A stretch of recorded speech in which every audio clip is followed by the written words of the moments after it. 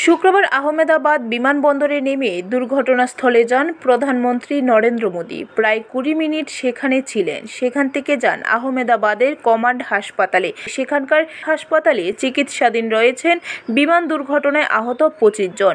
ভয়ঙ্কর বিমান দুর্ঘটনায় অবিশ্বাস্যভাবে বেঁচে গিয়েছেন ভারতীয় বংশোদ্ভূত ব্রিটিশ নাগরিক বিশ্বাস কুমার রমেশ।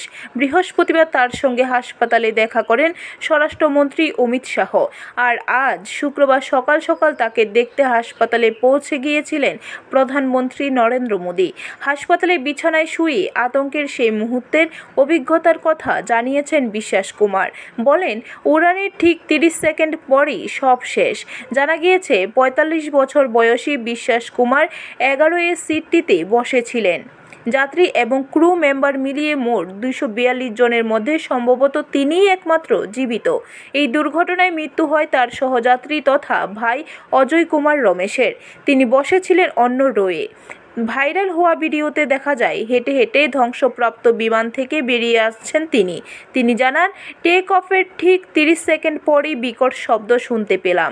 তারপরেই বিমানটা ভেঙে পড়ল। ভীষণ দ্রুত সবকিছু ঘটে গেল। আমি কিভাবে ওখান থেকে বেরিয়ে এলাম জানি না। হাসপাতাল সূত্রে জানা গিয়েছে, বুকে চোট পেয়েছেন বিশ্বাস কুমার। তবে এর মধ্যেও ধ্বংসস্তূপ থেকে নিজের ভাইকে খুঁজে বের করার আর্জি জানিয়েছেন তিনি। ব্যুরো রিপোর্ট, খবর ত্রিপুরা।